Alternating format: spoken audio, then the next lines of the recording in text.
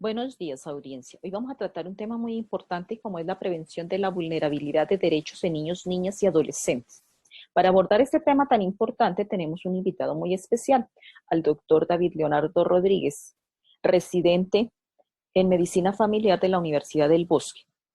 La profesora María Trudis Medina Forero, licenciada en idiomas, y quien le habla, la profesora Fraxila Rodríguez Moreno, magíster en Administración de la Informática Educativa. El orden de la exposición es derechos de los niños, definición de vulnerabilidad, medidas de prevención, conclusiones. En este momento le cedo la palabra al doctor David Leonardo Rodríguez.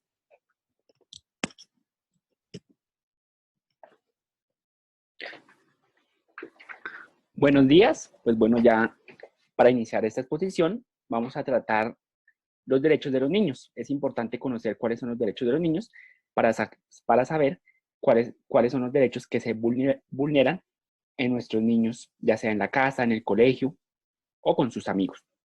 Entonces, los derechos de los niños son 10 derechos que están en una convención de la Constitución de Colombia. El primer derecho es derecho a la igualdad. Todo niño que se encuentra en nuestro país tiene los mismos derechos y no puede ser discriminado ni por su raza, ni por su color, por su nacionalidad, ni por su religión. El segundo es que todo niño tiene derecho a la protección especial para su desarrollo físico, material y social. El tercero, todo niño tiene derecho a un nombre y una nacionalidad. El cuarto, todo niño tiene derecho a una alimentación, una vivienda y una adecuada atención para el niño y su madre. El cuarto es derecho a la educación gratuita, cuidados especiales para el niño con alguna discapacidad. El quinto es derecho a la comprensión y amor por parte de sus padres y la sociedad. El sexto es el derecho a recibir una educación gratuita hasta que curse el 11º grado. Tiene derecho a jugar y a jugar con sus amigos. Tiene derecho a ser el primero en recibir ayuda en casos de desastre. Tiene derecho a ser protegido contra el abandono y la explotación del trabajo, teniendo en cuenta que abandono no es solo dejar al niño solo en la casa, sino abandono es que el niño no tenga un adecuado cuidado en la alimentación, en la higiene, y tiene derecho a que no tenga una explotación del trabajo, es decir, que los niños menores de 18 años no deben trabajar, sino que estos niños tienen que dedicarse a estudiar en su colegio y pues a jugar con sus amigos. Y tiene derecho a formarse en un espíritu de solidaridad, comprensión, tolerancia, amistad, justicia y paz entre los pueblos.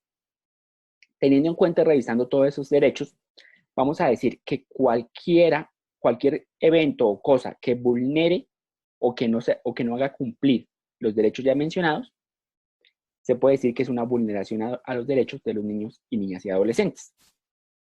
Entonces, para definir qué es una vulnerabilidad, se define como cualquier transgresión a los derechos establecidos en la Convención de los Derechos del Niño. Este puede ser un delito o no, puede ser un delito punitivo o no punitivo. Y se menciona que los estados deben de realizar todas las acciones destinadas para prevenir estos hechos.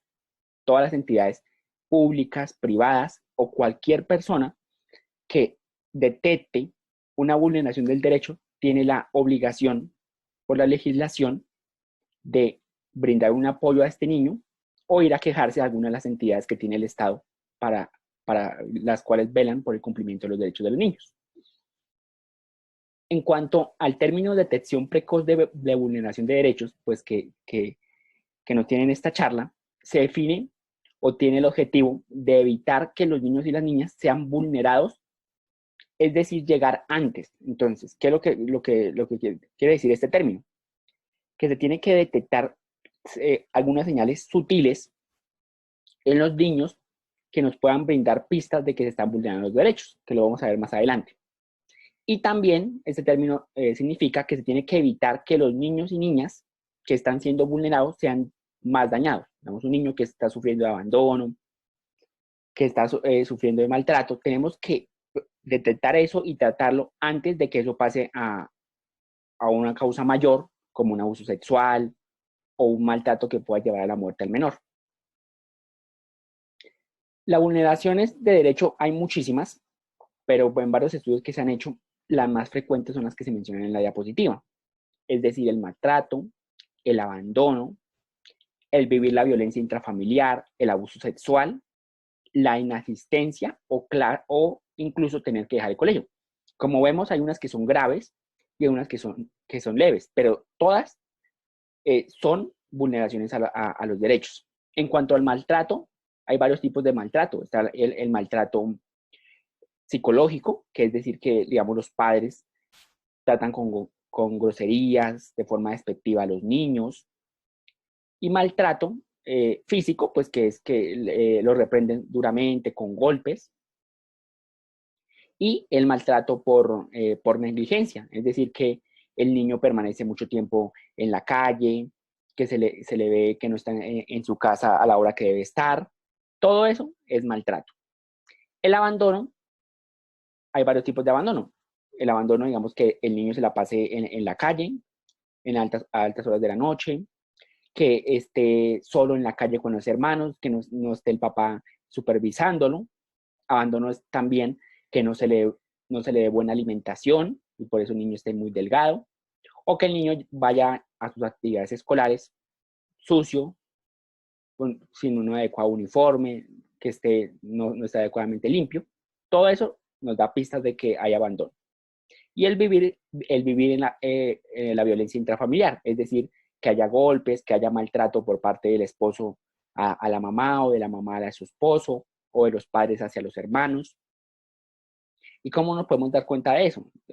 Muchas veces estos niños que sufren de violencia intrafamiliar llegan con golpes, que los niños dicen que no saben cómo se pegaron, o los niños dicen que son niños muy introvertidos, o niños que son agresivos o que les pegan a sus compañeros. Entonces, una parte importante de los docentes es identificar estos tipos de niños, porque puede haber maltrato o violencia intrafamiliar en las casas, y la señal es las mencionadas.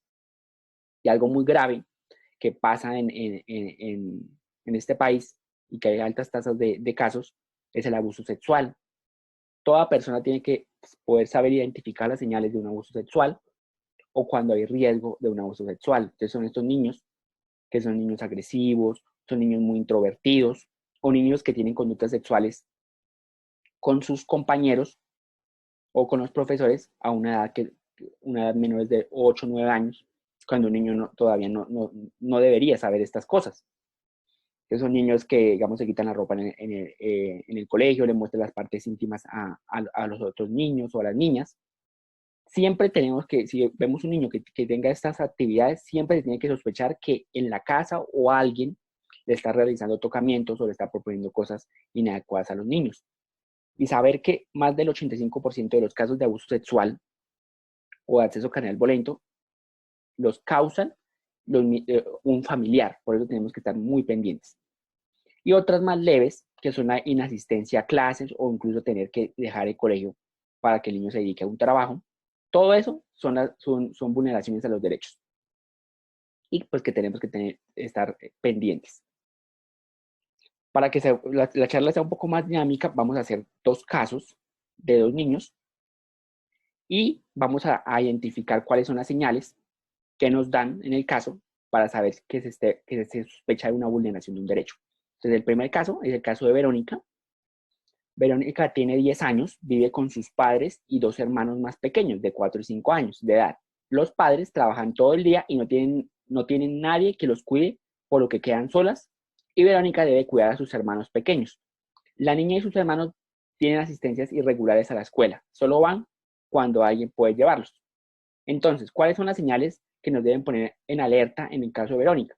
Entonces, una señal que podemos identificar es que se ve a Verónica, digamos, cerca a su casa o en su casa, cuidando a sus hermanitos de 4 y 5 años, que no debería ser, pues porque Verónica tiene 10 años y es una menor de edad.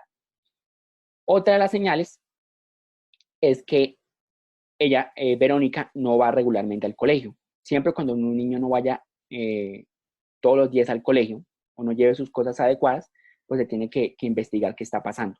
Entonces, con esas dos señales, podemos identificar que se le está vulnerando, ¿qué derecho? Se le está vulnerando el derecho a la educación y se le está vulnerando el derecho a tener un hogar y a tener amor por parte de sus padres, por lo cual pues se tiene que activar una ruta para devolver los derechos o el cumplimiento de los derechos a Verónica. Entonces, como mencionamos, el cumplimiento de los derechos o la identificación de la vulneración de derechos se puede hacer en varios lados. Se puede hacer en la parte de la familia, los vecinos, la docente, el jardín infantil, la escuela, digamos, la parte médica o cualquier persona que lo identifique. Entonces, digamos, por parte de la familia, al identificar la vulneración de derechos, ¿qué podemos hacer? Debemos conversar con la familia y saber si han buscado alguna alternativa para la situación que está viviendo. Si un vecino identifica eso, entre los vecinos podemos organizarnos para ayudar a esta familia y proteger al niño. Por ejemplo, cuidarlos en el día. Si se identifica desde el jardín infantil, podemos pedir ayuda en el jardín infantil e informar lo que está pasando. Desde la escuela también podemos pedir que la escuela a la que asiste Verónica se preocupe por esta situación.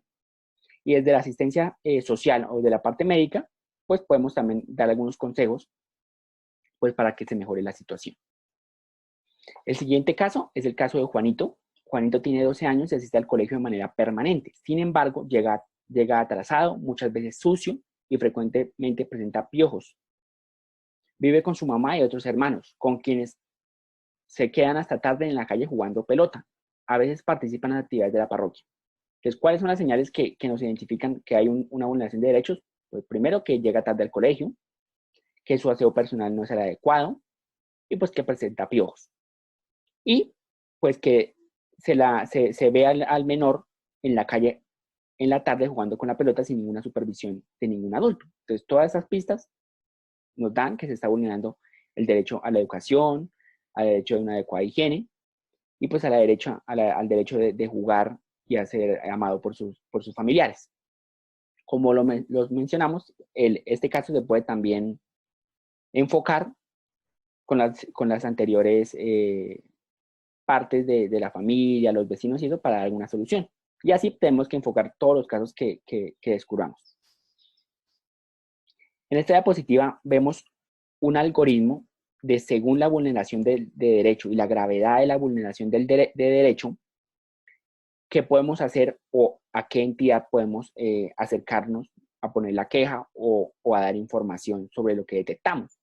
En nuestro país hay varias entidades que podemos ir a denunciar, como es la Fiscalía, la Personería, el Bienestar Familiar y la Comisaría de Familia. En los últimos años, pues el gobierno ha sacado leyes que castigan fuertemente a la vulneración de derechos graves como el abuso sexual o el acceso carnal violento, o cuando hay un maltrato grave, definiendo maltrato grave ya sea físico o sexual. En esos casos, cuando detectemos eso, podemos ir directamente a la fiscalía o en un pueblo podemos ir a la personería y a la comisaría de familia y poner la denuncia.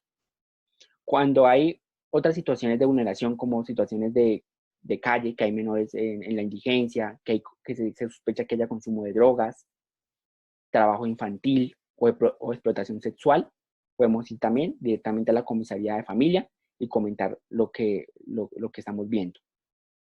Ya cuando hay maltrato leve, digamos negligencia, abandono, maltrato psicológico, que el niño o una persona se haya dado cuenta que haya violencia intrafamiliar o consumo inicial de drogas o faltas, digamos que llega al colegio tarde, podemos ir a hablar directamente con los padres o se puede citar a los padres en el colegio o ir a la personía para hacer unos acuerdos mutuos. Y cuando hay problemas en el ámbito educativo y de la relación con los padres, se puede hacer una reunión, el docente, el padre de familia y el menor, con el director de grupo, con el coordinador y hacer un plan para solucionar estos problemas.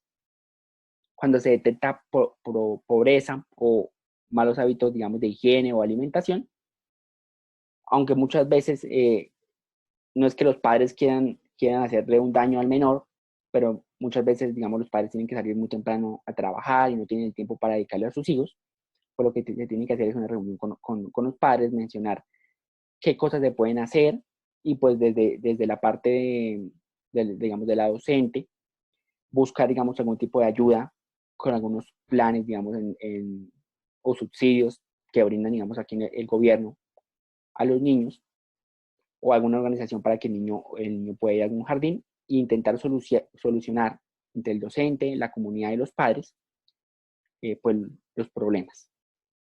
Es importante tener en cuenta que todos o cualquier persona puede ir a quejarse o identificar alguna vulneración de los derechos, que es lo más importante pues, de esta charla. Ya para terminar, vamos a dar la palabra a la docente María, que nos va a finalizar la conferencia con algunas conclusiones. Muchísimas gracias por la atención. Listo.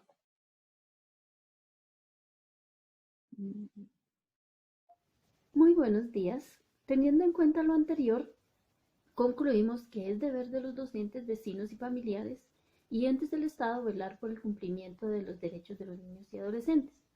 Cualquier persona que se relacione con los niños y niñas puede ayudar a que se respeten sus derechos y que sean ejercidos. Todos tenemos la responsabilidad y el deber de hacerlo. Tanto las instituciones, las organizaciones como los vecinos deben comprometerse por preocuparse por los niños y las niñas y así pensar en un futuro mejor para ellos y las generaciones que vienen. Entre las vulneraciones más frecuentes están el maltrato, el abandono, el vivir la violencia intrafamiliar, el abuso sexual, el faltar a las clases o incluso tener que dejar el colegio, por lo cual es de suma importancia identificarlos de forma precoz y darles un manejo pertinente. La profesora Braxila y la profesora Deltruis agradecemos la atención prestada.